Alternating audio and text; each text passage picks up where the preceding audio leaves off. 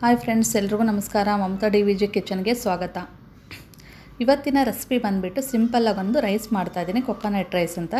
ಹಬ್ಬ ಮಾಡಿರ್ತೀವಲ್ಲ, ಮಾರನೇ ದಿನ ಕಾಯಿಗಳು ಜಾಸ್ತಿ ಉಳಿದಿರ್ತಲ್ಲ, ಹಸಿ ಕೊಬ್ಬರಿ ಜಾಸ್ತಿ ಇದ್ದಾಗ ಈ ಥರ ಒಂದು ರೈಸ್ ಮಾಡ್ಕೊಂಡು ತಿಂದರೆ ತುಂಬ ಟೇಸ್ಟಿಯಾಗಿರುತ್ತೆ. ನಾರ್ಮಲ್ ಚಿತ್ರಾನ್ನಕ್ಕಿಂತ ಒಂಥರ ಟೇಸ್ಟ್ ಡಿಫ್ರೆಂಟಾಗಿರುತ್ತೆ. ಮಕ್ಕಳು ಕೂಡ ಇಷ್ಟಪಟ್ಟು ತಿಂತಾರೆ. ಲಂಚ್ ಬಾಕ್ಸ್ಗಾಯ್ತು, ಮತ್ತು ಮಾರ್ನಿಂಗ್ ಬ್ರೇಕ್ಫಾಸ್ಟ್ಗೆ, ಮತ್ತು ನೈಟ್ ಟೈಮು, ಮಧ್ಯಾಹ್ನ ಎಲ್ಲದಕ್ಕೂ ಚೆನ್ನಾಗಿರುತ್ತೆ ಇದು ರೈಸು. ತುಂಬಾ ರುಚಿಯಾಗಿರುತ್ತೆ ಇದು. ಕಾಯಿ ಯಾರು ಇಷ್ಟಪಡ್ತಾರೆ ಅವ್ರಿಗಂತೂ ತುಂಬಾ ಇಷ್ಟ ಆಗುತ್ತೆ. ಮಾಡೋದು ಕೂಡ ತುಂಬ ಈಸಿಯಾಗಿ ಮಾಡ್ಬೋದು. ಕೇವಲ ಒಂದು 2 ನಿಮಿಷನೇ ಸಾಕಾಗುತ್ತೆ ಇದು ರೈಸ್ ಮಾಡೋದಕ್ಕೆ. ಯಾರೋ ಗೆಸ್ಟ್ ಬಂದಿರ್ತಾರಲ್ವ, ಆ ಟೈಮಲ್ಲಂತೂ ಬೇಗನೆ ಆಗೋಗ್ಬಿಡುತ್ತೆ ಇದು ರೈಸ್ ಮಾಡೋದು. ಟೇಸ್ಟ್ ಅಂತೂ ತುಂಬಾ ರುಚಿಯಾಗಿರುತ್ತೆ. ಹಾಗಾದರೆ ಈ ರೆಸಿಪಿ ಹೇಗೆ ಮಾಡೋದಂತ ನೋಡೋಣ ಬನ್ನಿ. ಮೊದಲಿಗೆ ನಾನಿಲ್ಲಿ ಒಂದು ಕಡಾಯಿ ಇಟ್ಬಿಟ್ಟು ಇದಕ್ಕೆ ನಾನು ಒಂದು 2ರಿಂದ 3 ಟೇಬಲ್ ಸ್ಪೂನಷ್ಟು ಎಣ್ಣೆ ಹಾಕ್ಕೊತಾ ಇದ್ದೀನಿ. ನೀವು ಒಂದು ಸ್ವಲ್ಪ ತುಪ್ಪ ಕೂಡ ಹಾಕ್ಕೋಬೋದು, ಟೇಸ್ಟ್ ಚೆನ್ನಾಗಿರುತ್ತೆ, ಇನ್ನೂ ಚೆನ್ನಾಗಿರುತ್ತೆ. ಹಾಕ್ಬಿಟ್ಟು ಎಣ್ಣೆ ಕಾದ್ಮೇಲೆ ಒಂದು ಸ್ವಲ್ಪ ನಾನು ಸಾಸಿವೆ ಹಾಕ್ಕೊತಾ ಇದ್ದೀನಿ. ಸಾಸಿವೆ ಎಲ್ಲ ಫ್ರೈ ಆದಮೇಲೆ ನೀವು ಜೀರಿಗೆ ಕೂಡ ಯೂಸ್ ಮಾಡ್ಕೋಬೋದು, ನಾನು ಯೂಸ್ ಮಾಡ್ತಾಯಿಲ್ಲ. ಒಂದು ಸ್ವಲ್ಪ ಶೇಂಗಾ ಹಾಕ್ಕೊತಾ ಇದ್ದೀನಿ.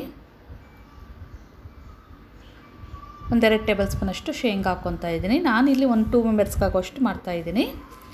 ಒಂದು ಸ್ವಲ್ಪ ಕಡಲೆಬೇಳೆ, ಒಂದು ಸ್ವಲ್ಪ ಉದ್ದಿನಬೇಳೆ, ಒಂದು ಸ್ವಲ್ಪ ಗೋಡಂಬಿ ಹಾಕ್ಕೊತಾ ಇದ್ದೀನಿ. ಗೋಡಂಬಿ ನಿಮಗೆ ಇದು ಆಪ್ಷನಲ್ಲ, ಹಾಕಿದರೆ ಚೆನ್ನಾಗಿರುತ್ತೆ. ಮಕ್ಕಳಿಗೆಲ್ಲ ಇಷ್ಟ ಅಲ್ವಾ ಗೋಡಂಬಿ, ಅದಕ್ಕೋಸ್ಕರ ಗೋಡಂಬಿನ ಹಾಕ್ಕೊತಾ ಇದ್ದೀನಿ. ಚೆನ್ನಾಗಿ ಗೋಲ್ಡನ್ ಬ್ರೌನ್ ಬರೋವರೆಗೂ ನಾವು ಫ್ರೈ ಮಾಡ್ಕೋಬೇಕು.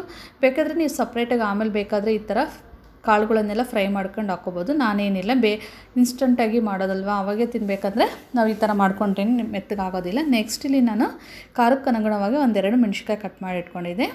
ಹಸಿ ಮೆಣಸಿನ್ಕಾಯಿ ಮತ್ತು 1 ಬ್ಯಾಡಗೆ ಮೆಣಸಿನ್ಕಾಯಿ ಹಾಕ್ತಾಯಿದ್ದೀನಿ. ನೆಕ್ಸ್ಟ್ ಈರುಳ್ಳಿನ ಹಾಕ್ಕೊತಾ ಇದ್ದೀನಿ, ಕರಿಬೇವಿನ ಸೊಪ್ಪು ಮತ್ತು ಈರುಳ್ಳಿ. ನೀವು ಈರುಳ್ಳಿ ಯಾವ ಶೇಪಲ್ಲಿ ಬೇಕಾದರೂ ಕಟ್ ಮಾಡ್ಕೋಬೋದು. ನಾನು ಈ ಥರ ಉದ್ದುದ್ದಾಗಿ ಕಟ್ ಮಾಡಿ ಇಟ್ಕೊಂಡಿದ್ದೀನಿ. ಇದು ಚೆನ್ನಾಗಿ ಫ್ರೈ ಆಗಬೇಕಾಗತ್ತೆ. ಹಸಿ ಸ್ಮೆಲ್ ಆಗೋವರೆಗೂ ಫ್ರೈ ಮಾಡ್ಕೋಬೇಕು. ಒಂದು ಸ್ವಲ್ಪ ರುಚಿಗೆ ತಕ್ಕಷ್ಟು ಉಪ್ಪು ಹಾಕ್ಕೊತೀನಿ. ಆಲ್ರೆಡಿ ನಾನು ಅನ್ನ ಮಾಡೋಕ್ಕಾರೆ ಉಪ್ಪು ಹಾಕ್ಕೊಂಡು ಅನ್ನ ಮಾಡ್ಕೊಂಡಿದ್ದೆ. ಒಂದು ಸ್ವಲ್ಪನೇ ನೋಡಿ ಹಾಕ್ಕೊಳ್ಳಿ, ಜಾಸ್ತಿ ಹಾಕ್ಕೊಳಕ್ಕೆ ಹೋಗ್ಬೇಡಿ. ಇಷ್ಟು ಬೇಂದರೆ ಸಾಕಾಗುತ್ತೆ, ತುಂಬ ಬೇಯಿಸ್ಕೊಳಕ್ಕೆ ಹೋಗ್ಬಾರ್ದು. ಒಂದು ಸ್ವಲ್ಪ ಗರಿಯಾಗಿಯೇ ಇರಬೇಕು ಈರುಳ್ಳಿ. ನಮಗೆ ನಾನಿಲ್ಲಿ ರೈಸ್ ಅನ್ನ ಮಾತ್ರ ಉದುರಾಗೇ ಮಾಡ್ಕೋಬೇಕಾಗತ್ತೆ. ಒಂದು ಸ್ವಲ್ಪ ಕೊತ್ತಂಬರಿ ಸೊಪ್ಪು ಮತ್ತು ಒಂದು ಸ್ವಲ್ಪ ಕಾಯಿ ಹಾಕಿಬಿಟ್ಟು, ಕಾಯಿ ಜಾಸ್ತಿನೇ ಹಾಕಬೇಕಾಗತ್ತೆ. ಸೀದಾ ಒಂದು ಬೌಲಷ್ಟು ನಾವು ಕಾಯಿ ಹಾಕಬೇಕಾಗತ್ತೆ. ಯಾಕಂದರೆ ಇದು ಕೊಬ್ಬರಿ ಚಿತ್ರಾನ್ನ ಅಲ್ಲ, ಅದಕ್ಕೋಸ್ಕರ ನಾವು ಕಾಯಿನೇ ಜಾಸ್ತಿನೇ ಹಾಕ್ಕೋಬೇಕಾಗತ್ತೆ. ಚೆನ್ನಾಗಿ ಮಿಕ್ಸ್ ಮಾಡ್ಕೋಬೇಕೀಗ.